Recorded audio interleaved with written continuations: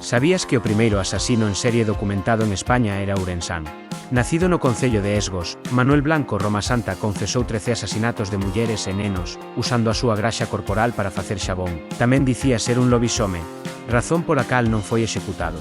O que máis tarde foi coñecido como lobisome de Allariz, naceu como muller, co nome de Manuela, ata que o seu certificado de nacemento foi modificado aos 8 anos, momento a partir do cal foi coñecido como Manuel. Recentemente descubriuse que podería ter rasgo xenético de intersexualidade. Non se sabía que tipo de sexo tiña cando naceu, e co tempo pensaron que era un micropene, pero probablemente era un clítoris moi desenrolado. Foi condenado a morte, pero conmutouse a pena capital por cadea perpetua, debido a que se rexistrou como un caso de licantropía clínica. Un hipnotólogo incluso chegou a dicir que xa curara algunhas persoas con síntomas parecidos.